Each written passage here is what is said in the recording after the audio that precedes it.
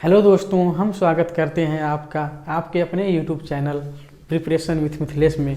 और आज हम हिंदी में वाक्य पढ़ने जा रहे हैं। तो दोस्तों, वाक्य क्या होता है? पदों या शब्दों का व्यवस्थित रूप। पदों या शब्दों का व्यवस्थित एवं सार्थक रूप वाक्य कहलाता है। वाक्य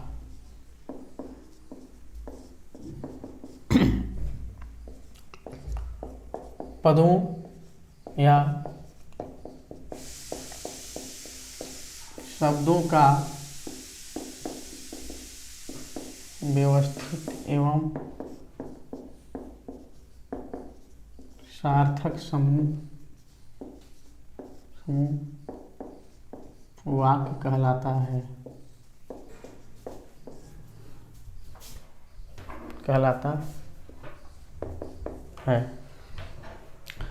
पदों या शब्दों का व्यवस्थित समूह वाक्य कहलाता है। अब दोस्तों, जैसे दुनिया में हर चीज का कुछ न कुछ घटक होता है, उसी तरह वाक्य के भी घटक होते हैं। वाक्य के घटक दोस्तों, वाक्य के दो घटक होते हैं। एक होता है आपका उद्देश्य और दूसरा होता है आपका विधेय। वाक्य के दो घटक, एक उद्देश्य एवं एक विधेय। उद्देश्य क्या होता है? जिसके बारे में कुछ बात कही जाए वह उद्देश्य कहलाता है। विधेय क्या होता है? उद्देश्य के बारे में जो बातें कही जाती है उसे विधेय कहते हैं। इसकी परिभाषा लिख लेते हैं हम लोग। उद्देश्य क्या होता है? जिसके बारे में कुछ बात हो, जिसके बारे में कुछ बात हो, जिसके बारे में कुछ बात हो वो आपका उद्देश्य कहलाता है। विधेय क्या होता है?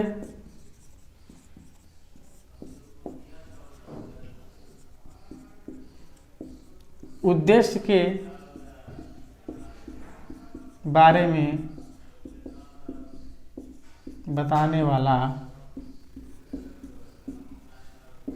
विधेय कहलाता है।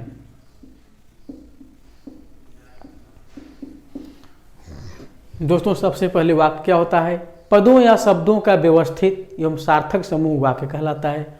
वाक्य के घटक, वाक्य के दो घटक होते हैं, पहला उद्देश्य एवं दूसरा विधेय।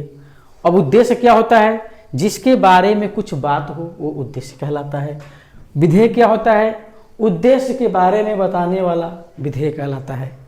दोस्तों, अब इसको हम लोग एक उदाहरण की मदद से अच्छे समझेंगे। जैसे मैं कहूँ राम किताब पढ़ता है। अब किताब पढ़ने की बात किसके बारे में की जा रही है? राम के बारे में। किताब पढ़ता है, कौन पढ़ता है? राम। जिसके बारे में कुछ बात हो, यहाँ पर किसके बारे में बात हो रही है? राम के बारे में। तो राम हो गया आपका उद्देश्य।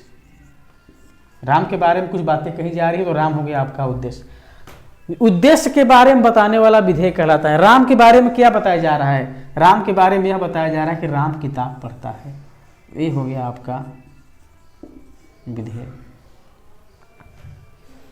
दोस्तों, अगला, सीमा भोजन पकाती है। सीमा भोजन पकाती है। अब सीमा के बारे में बात हो रहा है। कैसा बात हो रहा है? कि भाई वह भोजन पकाती है। जिसके बारे में कुछ बात हो, सीमा के बारे में बात हो रहा है तो सीमा हो गया आपका उद्देश्य। सीमा के बारे में क्या बात हो रही है? कि वह भोजन पकाती है। उद्देश्य के बारे में बताने वाला विधेय कहलाता है। तो भोजन पकाती है आपका यह पूरा क्या हो गया? विधेय हो गया। अगला उदाहरण लेते हैं। नीम का पेड़ हमारे जीवन में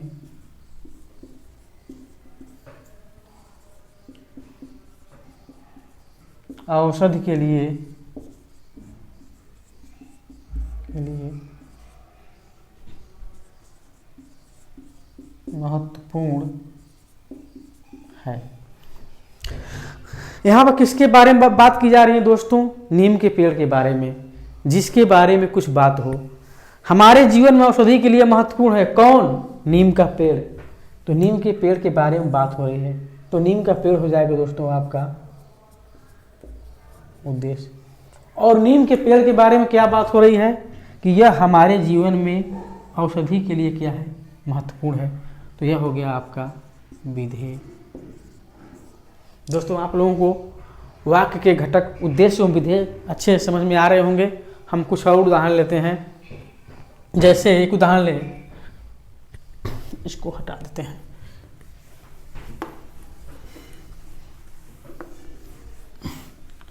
जैसे एक उदाहरण ले, लता मंगेशकर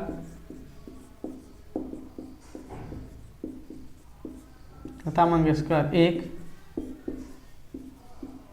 महान गायिका थी। यहाँ पर किसके बारे में बात हो रहा है? लता मंगेशकर के बारे में। लता मंगेशकर के बारे में क्या बात हो रहा है? एक महान गायिका थी। जिसके बारे में बात हो रहा है वह उद्देश्य, और उद्देश्य के बारे में जो बात हो रहा है वह विधेय। लता मंगेशकर के बारे में बात हो रहा है, एक महान गायिका थी, तो एक महान गायिका हो गया आपका विधेय। किसके? एक महान गायिका थी, कौन? किसके बारे में बात हो रहा है? लता मंगेशकर के बारे में, तो लता मंगेशकर हो गया आपका उद्देश्य। दोस्तों आप लोगों को वाक्य के घटक, उद्देश्य एवं विधेय अच्छे से समझ में आया होगा। अब हम लेते हैं वाक्य के तत्व।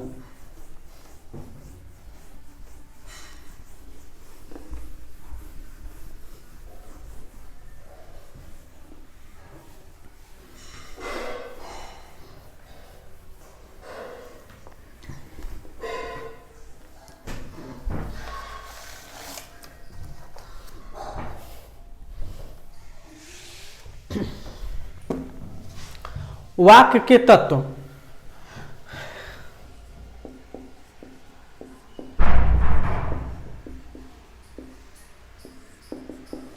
दोस्तों दुनिया में हर चीज के कुछ आवश्यक एलिमेंट्स होते हैं। यदि उन चीजों में से उनके आवश्यक एलिमेंट्स को हटा दिया जाए तो उनका अस्तित्व ही नहीं बचेगा। जैसे पानी है, पानी के आवश्यक एलिमेंट क्या हैं? हाइड्रोजन एवं ऑक्सीजन। हाइड्रोजन के 2 अणु और ऑक्सीजन के 1 अणु मिलकर पानी बनाते हैं। तो हाइड्रोजन जो पानी के 2 एलिमेंट हो गए, एक हो गया आपका हाइड्रोजन, एक हो गया आपका ऑक्सीजन। ठीक उसी प्रकार से वाक्य के भी कुछ एलिमेंट होते हैं। यदि H2O में से H और किसी एक एलिमेंट को हटा दिया जाए तो पानी का अस्तित्व क्या हो जाएगा? खत्म। उसी तरह वाक्य के भी कुछ एलिमेंट होते हैं, कुछ तत्व होते हैं, और उन तत्व, वाक्य उन कौन कौन से तत्व है? जैसे हो गया आपका एक तत्व हो गया आकांक्षा, आकांक्षा। दूसरा क्या हो गया? निकटता, निकटता। तीसरा क्या हो गया? तीसरा क्या हो गया दोस्तों? योग्यता। चौथा क्या हो गया? पदक्रम। चौथा क्या हो गया? पदक्रम। पांचवा क्या हो गया? पांचवा हो गया आपका अन्वय। और छठा क्या हो गया? सार्थकता। दोस्तों वाक्य के 6 घटक हैं। पहला आकांक्षा, दूसरा निकटता, तीसरा योग्यता, चौथा पदक्रम, पांचवा अन्वय, छठवां सार्थकता। अब वाक्य के इन सभी तत्वों को हम अच्छे से समझने का प्रयास करते हैं। दोस्तों आकांक्षा क्या होता है? आकांक्षा का मतलब वाक्य हम तभी कहेंगे, कोई वाक्य तभी बनता है जब उसमें आकांक्षा हो, किसी बात को जानने की इच्छा पैदा करता हो, आकांक्षा पैदा करता हो। जैसे हम ये लिख दें, राम पढ़ता है। आप लोग ये बताओ, क्या राम पढ़ता है इस वाक्य को पढ़ने के बाद क्या आप लोगों का मन में कुछ इच्छा हो रही है? क्या कोई आकांक्षा पैदा कर रहा है कि नहीं कर रहा है? जरूर कर रहा है। जैसे कोई कहे कि राम पढ़ रहा है तो आपके मन में आएगा भाई राम क्या पढ़ रहा है?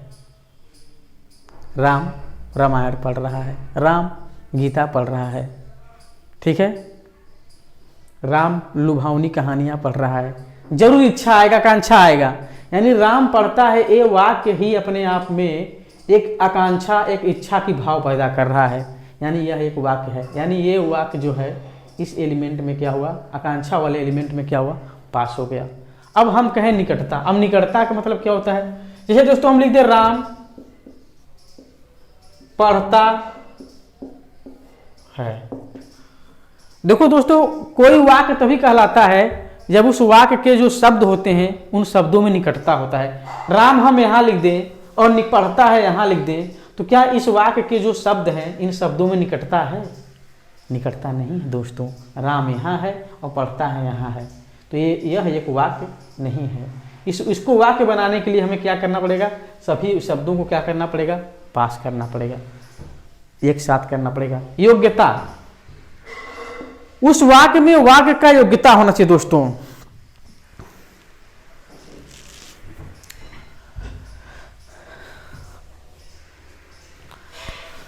अब कोई भी वाक्य तभी होगा जब उसको उस वाक्य में एक निश्चित अर्थ देने की योग्यता हो। जैसे हम एक क्वेश्चन लिख दें, मछली हवा में उड़ती है। दोस्तों इस वाक्य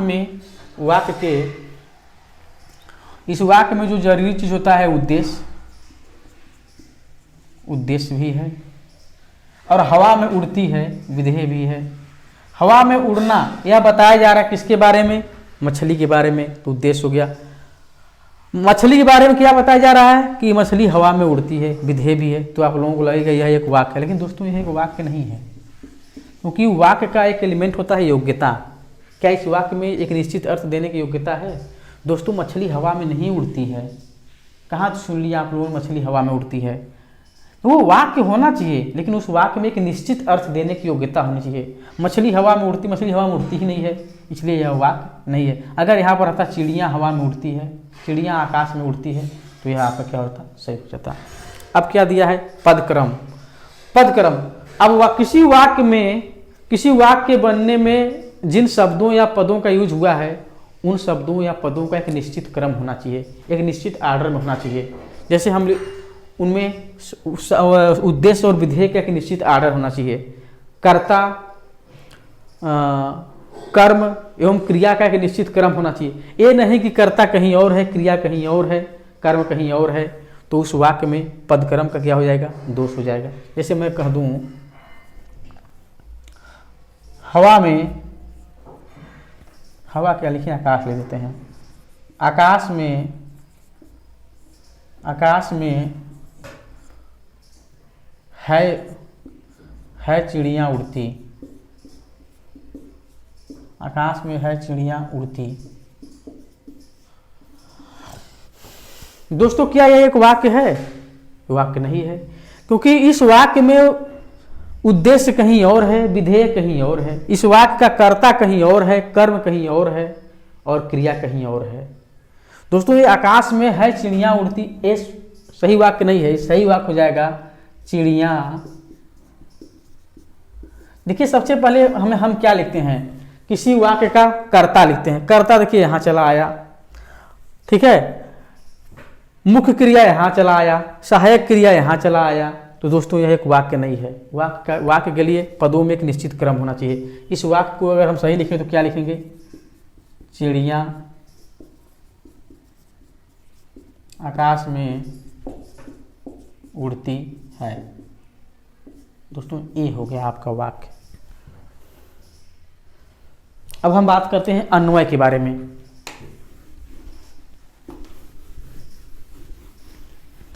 अब दोस्तों अन्वय क्या होता है, किसी वाक्य में कर्ता के कारक, वचन एवं लिंग में समन्वय होना चाहिए। अन्वय का मतलब होता है कर्ता के कारक, लिंग, कर्ता के कारक, लिंग एवं वचन में समन्वय होना चाहिए, तभी हम कहेंगे कि उस वाक्य में अन्वय दोष नहीं है। कर्ता के कारक लिंग एवं वचन में समन्वय होना चाहिए। अब दोस्तों में इसको एक उदाहरण से लेते हैं। जैसे हम कह दें सीता एक पढ़ी लिखा लड़की है। पढ़ी लिखा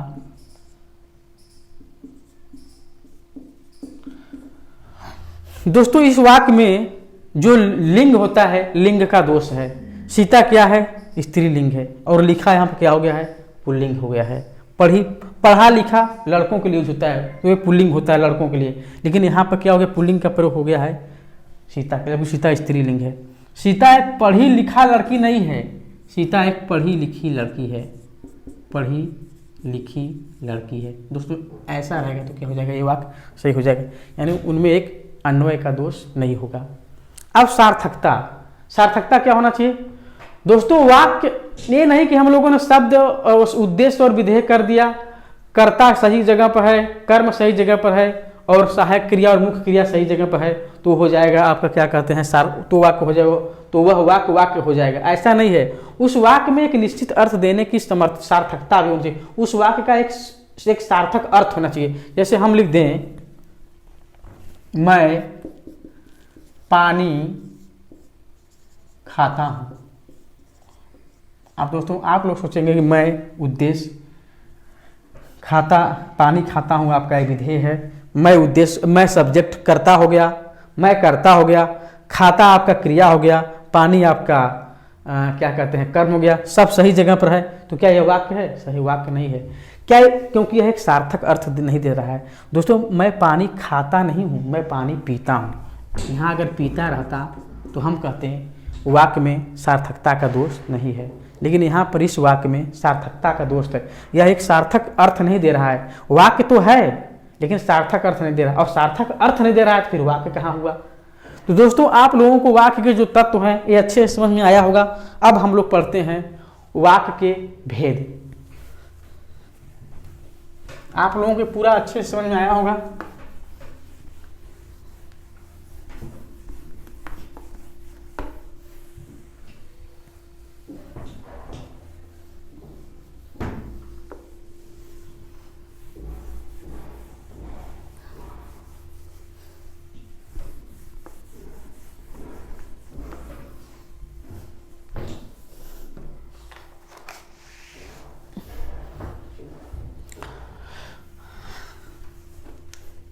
वाक्य के भेद। दोस्तों वाक्य का भेद दो आधार पर किया जाता है। एक हो गया आपका रचना के आधार पर, रचना के आधार पर, और दूसरा हो गया आपका अर्थ के आधार पर।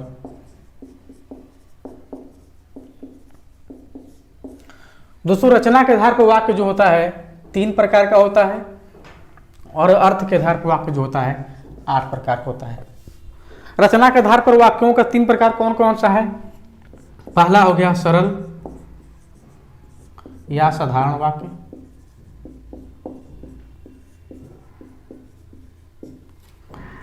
दूसरा हो गया संयुक्त वाक्य,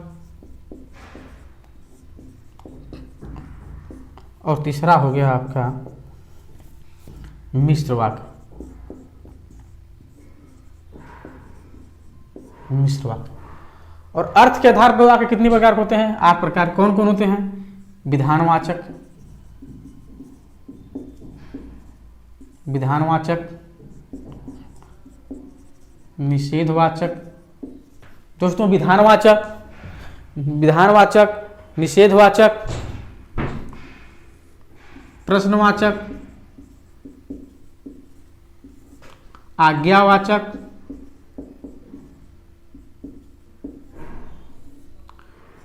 इच्छावाचक, संकेतवाचक,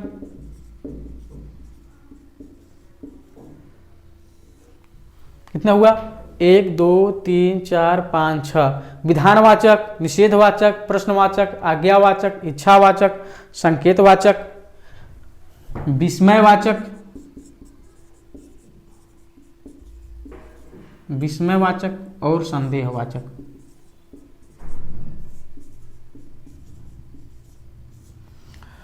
तो दोस्तों वाक्य के हम लोगों ने 3 भेद कर लिया।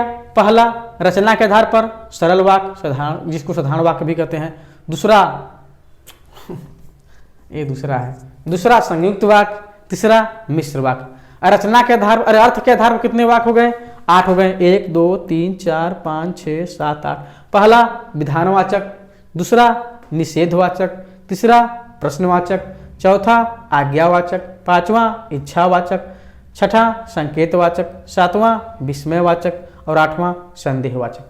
तो दोस्तों आज के लिए बस इतना ही। कल से हम वाक्य के जो भेद है रचना के आधार पर, सरल वाक्य, साधारण वाक्य, संयुक्त वाक्य, मिश्र वाक्य, कल वाले लेक्चर में हम लोग इसके इन तीनों के बारे में पढ़ेंगे। दोस्तों आज के लिए इतना ही। तब तक के लिए आप सभी को धन्यवाद।